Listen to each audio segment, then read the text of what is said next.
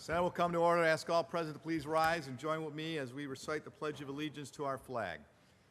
I pledge allegiance to the flag of the United States of America and to the republic for which it stands, one nation, under God, indivisible, with liberty and justice for all. Today's invocation will be offered by the Reverend Peter G. Young of the Mother Teresa community here in Albany. Father Young. Thank you, Senator. Let us pray. God has given us a marvelous example of charity and the call to us to love one another. Send down your blessing on these senators who generously devote themselves to helping our New York State citizens for a better lifestyle. O God, the builder of all things that you have placed on us as an obligation is of toil, grant that the work of this Senate will begin today may strive to be able to better our lives in New York State and to help us through the goodness of, again, contributing to the spread of this call to be your people, the people of God, on pilgrimage to our Father. Amen. Thank you, Father. The reading of the journal. In the Senate, Tuesday, March 1st, the Senate met pursuant to adjournment. The journal of Monday, February 29th was read and approved. On motion, Senate adjourned. Without objection, the journal will stand approved as read. Presentation of petitions, messages from the Assembly. Secretary. Senator Carlucci moved to discharge from the Committee on Health Assembly Bill number 8671A and substitute for the identical Senate Bill number 6357B, third reading calendar 183. Substitution so ordered. Messages from the Governor. Reports of standing committees, reports of select committees, communications and reports of state officers, motions and resolutions. Senator DeFrancisco. Could you please take up previously adopted resolution number 3311 by me, and would you read it in its entirety, please? Secretary will read resolution 3311 by Senator DeFrancisco in its entirety. Legislative Resolution number 3311 by Senator DeFrancisco, congratulating the Liverpool boys varsity cross-country team upon the occasion of winning the 2015 New York State Class A cross-country championship. Whereas, excellence and success in competitive athletics can be achieved only through rigorous training, mental and physical discipline, and a dedicated coaching staff. And whereas, it is the sense of this legislative body to recognize those young individuals within our midst who, by achieving outstanding success in athletic competitions, have inspired and brought great pride to their school district, and to their community. And whereas athletic competition enhances the moral and physical development of the young people of this state, preparing them for the future by instilling in them the value of teamwork, encouraging a standard of healthy living, imparting a desire for success, and developing a sense of fair play and competition. And whereas, attendant to such concern and in full accord with its long-standing traditions, this legislative body is justly proud to hereby recognize and congratulate the Liverpool boys varsity cross-country team upon the occasion of winning the 2015 New York State Class A cross-country championship. And whereas on November 14, 2015, the Liverpool boys varsity cross-country team dominated the New York State Class A cross-country championship at Monroe Woodbury High School in Central Valley, New York, with an overall final race time of 16:32, defeating 8 other 7-person teams which had qualified for the race via sectional competitions. And whereas the course located at Monroe Woodbury High School had been carefully crafted over the last 10 years with this specific event in mind, and it delivered a challenging running environment in front of an enthusiastic crowd. And whereas the New York State Championship allowed the Liverpool boys varsity cross-country team to participate at the Nike Cross Nationals in Portland, Oregon on December 5, 2015, at which the team finished strong, placing an impressive 10th overall in the nation. And whereas no team can succeed without hard work and collective talent, as in the case of the Liverpool boys varsity cross-country team, members who participate in the state competition, which include Ben Petrella, Ty Bronlow, Stevie Schultz, Ryan Comstock, Terrell Coleman, Dan Hunt, and Gabe Albert. And whereas the athletic talent and drive to win displayed by the Liverpool boys varsity cross-country team is in great part due to the efforts of Coach Tracy Vanetta and assistant coach Andrew Dion, who are both respected mentors for the ability to develop potential into excellence. And whereas athletically and academically, the outstanding members of the Liverpool Boys Varsity Cross Country team provided to be a terrific combination of talent, skill, and dedication during the entire season.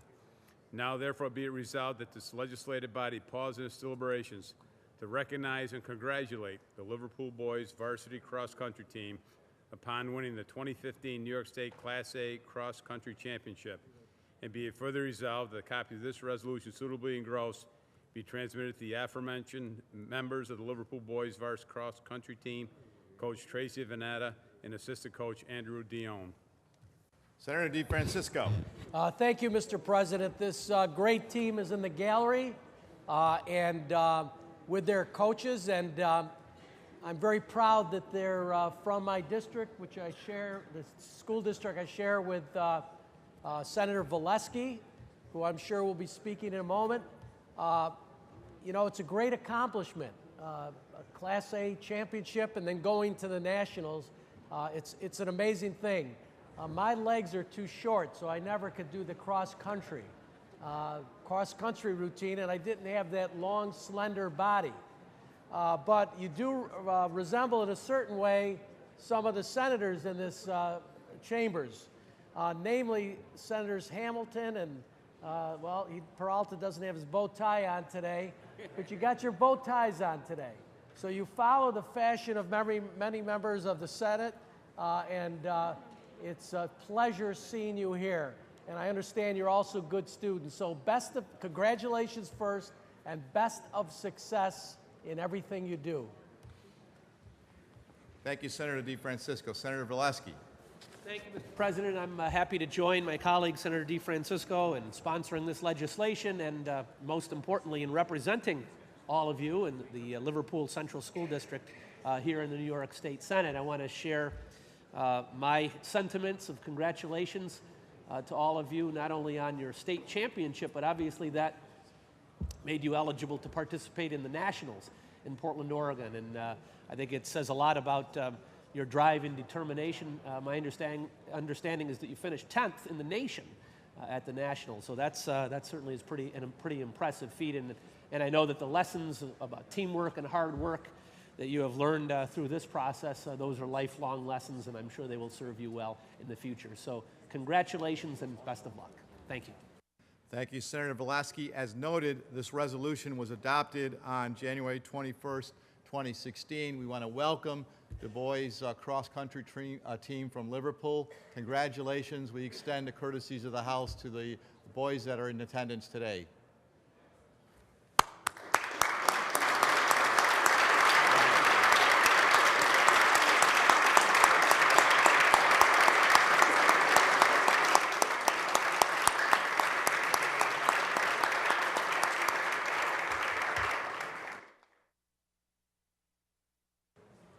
Can I have some order in the House, please? Senator DeFrancisco. Now could you take up the formally adopted Resolution 3250 and read the title only and call on Senator Golden first, please. Secretary, before I do that, Senator DeFrancisco, at your request, a previous resolution was open for co-sponsorship. If you choose not to be a co-sponsor, please notify the desk. The Secretary will read Resolution number 3250. Legislative Resolution number 3250 by Senator Golden, commemorating the SUNY Downstate Medical Center's 50th anniversary of the College of Health-Related Professions, College of Nursing, School of Graduate Studies, and University Hospital of Brooklyn. Again, I'm going to ask for some order in the House. If you can take your conversations outside the chamber, please. Thank you, Mr. President. SUNY Downstate Medical Center, celebrating its 50th anniversary, has been an outstanding graduating class over the last 50 years. It is ranked number 7th in the nation, and over 50% of the doctors in Brooklyn were trained and got their degrees and became doctors at a Downstate SUNY Medical Center. And its nursing programs are equal to none. They are in top of their game when it comes to not only their doctoring, but their midwife program is amongst the best and serves the most minorities in the country. This university hospital, the UB, was built in 1966 and a primary clinical training site for medically Golden, allied health Senator and Golden, nursing students. Senator Golden, excuse me. Brooklyn's only kidney transplant service and the pediatric dialysis program are signature programs of UHB, and the New York State Department of Health has certified UHB as an AIDS center and stroke center, as well as a regional prenatal center. This school has done so much for the graduates that it's put forward into the industry, both in doctoring and in nursing. They've made a difference not only in our County of Kings, but they've made a difference. 1 in 3 in the state of New York are doctors that are taught at this great hospital, and it has done an outstanding job, not just for this city and state, but for the nation and for the world. Many of these doctors go around the world. Congratulations to their great success. Congratulations for their 50th anniversary. Continue to do the great work that you do, and graduating the great students and putting these great doctors and these great nurses into the field. Thank you, and God bless you. Let's give them a round of applause, ladies and gentlemen, please.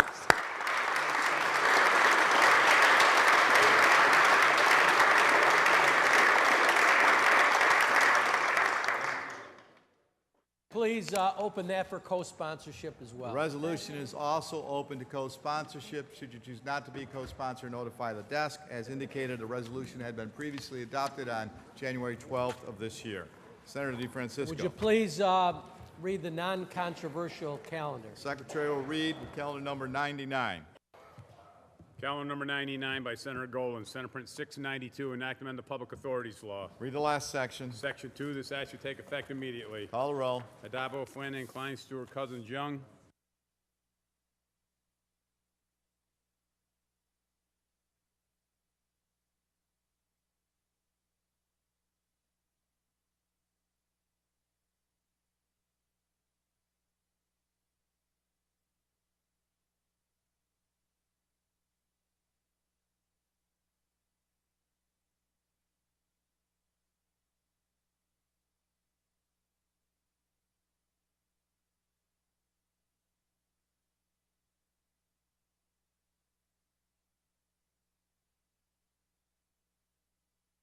Announce the results. Relation to calendar 99, those recorded in the negative for Senators Hassel Thompson, Hoylman, Kruger, Montgomery, Perkins, Persaud, Rivera, Sanders, Serrano, Squadron, Stavisky, also Senator Comrie. Ayes 45, nays 12. Bill's passed. Calendar number 103 by Senator Laval, Senate Print 2810, enact amend the education law. Read the last section. Section 2, this act should take effect immediately. Call the roll. Addabbo, Flanagan, Klein, Stewart, Cousins, Young. Ayes 57. Bill's passed. Calendar number 113 by Senator Ritchie, Senate Print 1835B, enact amend the real property tax law. Last section. Section 2, this act should take effect immediately. Call the roll. Addabbo, Flanagan, Klein, Stewart, Cousins, Young. Ayes 56, nays 1. Senator Kruger recorded in the negative. Bill's passed. Also, Senator Espaillat recorded in the negative. Bill's passed. Ayes 55, nays 2.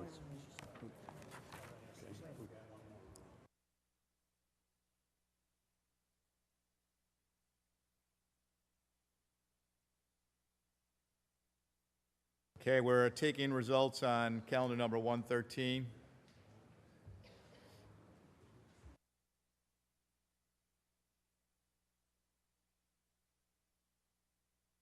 Secretary will re-announce. Relation to calendar 113, those recorded in the negative are Senators Diaz, Espaillat, Hoylman, Kruger, and Sanders. Ayes 52, nays 5. The bill still passes. Secretary will continue.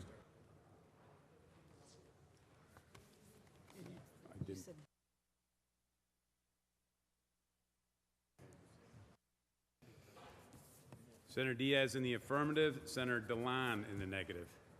Ayes 52, nays 5. Calendar number 124 by Senator Ritchie, Senate Print 518A, enact amend the highway law. Last section. Section 3 of the statute take effect immediately. Call the roll. Addabbo, Flanagan, Klein, Stewart, Cousins, Young. Ayes 58. Bill's passed. Calendar number 135 by Senator O'Mara, Senate Print 1150, enact amend the penal law. Last section. Section 7 of the statute take effect on the 1st of November. Call the roll. Addabbo, Flanagan, Klein, Stewart, Cousins, Young.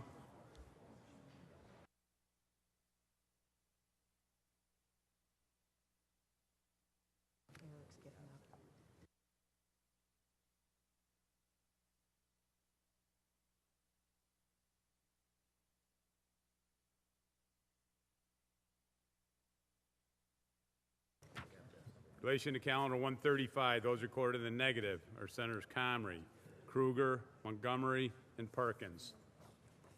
Also, Senator Hassel-Thompson. Ayes 53, nays 5. Bill is passed. Calendar number 148 by Senator Perkins, Senate Print 6699, act amend the Administrative Code of the City of New York. Read the last section. Section 2 of the statute take effect immediately. Call the roll. Addabbo, Flanagan, Klein, Stewart, Cousins, Young. Ayes 58. The bill is passed. Calendar number 155 by Senator Akshar, Senate Print 6604, enact amend the election law. Lay it aside. Calendar number 183 by Member of the Assembly Zabrowski, Assembly Print 8671A, enact amend the public health law. Last section. Section 5 of the statute take effect in the same date and same manner as chapter of the laws of 2015. Call the roll. Addabbo, Flanagan, Klein, Stewart, Cousins, Young. Ayes 58. Bill is passed. Calendar number 214 by Senator Valesky, Senate Print 627, enact amendment to general business law. Last section. Section 2 of the statute take effect on the 180th day. Call the roll. Addabbo, Flanagan, Klein, Stewart, Cousins, Young. Ayes 58. The bill is passed, and Senator DeFrancisco, that will conclude the non-controversial reading of today's active list calendar. Can we now take up the controversial reading? The Secretary will ring the bell. Secretary will read. Calendar number 155 by Senator Akshar, Senate Print 6604, enact amend the election law. Senator Gianaris. Thank you, Mr. President. On the Senator bill, Gianaris, hang on a minute. Can I have some order, please, again in the chamber? Thank you. Senator Gianaris. thank you, Mr. President. On the bill, On the bill. this legislation purports to deal with a problem that's costing the state $50 million due to an example of gridlock that is plaguing the Capitol. Due to a court order, the primary date for congressional primaries had to be moved from the traditional date in September, and because the two houses were unable to agree on an alternate date, the court mandated a date in June. So as we see this year, especially in a presidential year, we have a primary in April for the presidency, we have a primary in June for Congress, and we have the primary in September for the state offices, in addition to the general election. The folly of having 4 election days in 1 year is obvious to everyone. On the one hand, it's a tremendous waste of money that can be put to use helping the people of the state who desperately need it. And on the other, it reduces turnout of people who are voting because you're asking them to come out on 4 separate occasions within the same year. This bill, however, is not the answer. It suggests that we should move the primary date and consolidate the federal and state primaries to a date in the middle of August. Now, I can't imagine, perhaps other than the week between Christmas and New Year's, a worse week of the year to discourage people from voting. August is a time when people are away from their homes, some on vacation, some seasonal workers who are traveling for temporary work during the summer months. And it is just about the worst time of the year to actually have people casting their votes, unless the goal is to have fewer people voting. And unfortunately, if we look at the pattern of this majority, I'm led to the conclusion that that may in fact be the goal. Depending on how far back you want to go, we could start with the last redistricting process, which draws our lines in such a way as to predetermine the outcome so that races are less competitive and people have no incentive to go out and cast a vote because the outcomes are already known before Election Day. Or we can talk about the majority's opposition to early voting, which would dramatically increase the ability of people to go and cast their votes. Or we could talk about, at least so far, their opposition to automatic voter registration, which is a bill I carry and the governor has put into this budget. Hopefully we'll see some progress on that one at least, but I'm skeptical given the history. But it's no surprise that New York has one of the lowest voter participation rates in the country when these are the policies we enact. And to suggest that the third week of August is a time when we should get people out to vote is laughable to anyone who's thinking about this and speaking about it honestly and seriously. There's a reason the court picked June. In the absence of agreement, the court looked at the various options available. The court could have picked August if for some reason that was such a great date. But the judge realized that doing it in the middle of summer was not the best option and scheduled it for June for the federal elections. That was a choice that was made by the judge, June being better than August in his mind. Our leader, Senator Stewart Cousins, carries a bill that would consolidate the primaries onto that date in June. The State Assembly passes a bill every year that would consolidate the primaries to that date in June. And that seems to be the easiest answer. Now, what could the explanation possibly be for not going in that direction other than wanting to actively discourage people from participating in the electoral process by picking a date at which fewer people are at home than ever? We might hear an excuse that, well, the session is concluding at the end of June and it will be difficult for members to campaign and to go educate voters about their stances and so on. The session calendar is within our control, my colleagues. If that's the issue, we can consider other options. We can break the session and return like they do in Congress. But that cannot be the reason why we're going to try and pick a date for primaries where we know that we will have a dearth of voters present and continue our embarrassing record of having one of the lowest voter participation rates in the country. So for these reasons, I encourage everyone to vote no on this. There's no way this is going to become law, so let's be clear about that. The Assembly will not move to August. We've been through this for years now at a cost of $50 million per year. Let's do it in June. There's no good reason not to. And let's end this debacle once and for all. Thank you. Senator Heilman. Thank you, Mr. President. Senator Heilman, on the bill. Thank you, Mr. President. Will the sponsor yield to a few questions? Sponsor yield. Happy to, Mr. President. Sponsor yield. Thank you, Mr. President. Through you, who is the sponsor of the Assembly bill equivalent to the legislation before us today? I'm not aware of one. I would encourage one to step forward and join us. Thank you. Would the sponsor continue to yield? Sponsor yields. Through you, Mr. President, could the sponsor describe the findings from any hearings he's had on this very important legislation, which will change the date of probably the most important civic enterprise we have, which is voting? While I haven't held any public hearings, I have spoken to my constituency and municipal leaders, and they are, of course, in favor of consolidating the election process. Through you, Mr. President, if the sponsor would continue to yield. Sponsor yields. Can the sponsor point to consultations he's had maybe with experts in the field of voter enfranchisement, good government groups, individuals with whom he's consulted for the proposed bill before us today? Mr. President, again, I would say that this bill streamlines the process, and if people want to vote, they'll come out and vote. Through you, Mr. President, would the sponsor continue to yield? Yes. Sponsor yields. So just to clarify, the sponsor cannot name a single individual outside of this chamber with whom he's had a conversation regarding moving the primary date to August. Mr. President, as I said, I've spoke to my constituency and municipal leaders that I represent. Those people are the most important. Through you, Mr. President, if the sponsor would continue to yield. Of course. Senator Akshar yields. Can the sponsor tell me any members of Congress or their staffs with whom he might have spoken, given, Mr. President, that this has a terrific impact on members of Congress, since it'll be moving their primary date also? Mr. President, I'm happy to answer my colleagues' questions if they're a little bit different. My answer will be the same if they're going to be the same. That I've spoke to my constituency and municipal leaders that I represent, and that's where I'm coming up with our decision to move forward on this bill. Senator Hoylman? Thank you, Mr. President. With the sponsor, we continue to yield. Yes. Senator Akshar yields. Is the sponsor aware of Chief Judge Sharp's recommendation dated January 27th, 2012 for a new primary date? Mr. President, I certainly am, and I'm keenly aware of the fact that Judge Sharp had to rule because of the bureaucracy that got in the way of progress, and I would suggest to all of my colleagues in the House that we move forward. We not allow bureaucracy to stifle progress as we have in the past. Mr. President, would the sponsor continue to yield? Yes.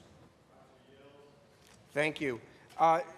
Through you, Mr. President, does the sponsor know what date Judge Sharp actually recommended in his January 27th, 2012 decision? 28th is my understanding. Thank you. Would the sponsor continue to yield? Yes. Sponsor yields. Does the sponsor have a rationale for choosing the date set forth in August, other than the cost savings, which is elucidated in the sponsor's memo? Is there additional rationale for this date that he's chosen? No, I think where I come from, the people I represent, the cost savings is extremely important to the people that I represent.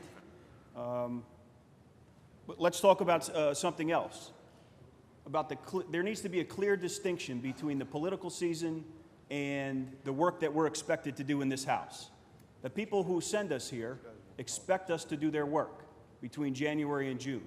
And the thought that we're going to be campaigning, extending the political season while we're supposed to be here, passing an on-time budget, doing the people's work, is something that I don't agree with. Would the sponsor continue to yield? Sponsor yields. Can the sponsor explain to this body why an August date is more cost-effective than a June date, as the judge recommended? People are accustomed now to voting in September. We picked the closest date. Now, look, we can have the argument about the cost savings. We can save money regardless of where we consolidate it. But I would go back to my earlier point about making a very clear distinction between campaign time and the things that we're supposed to be doing in this House. Would the sponsor continue to yield? Sponsor yields.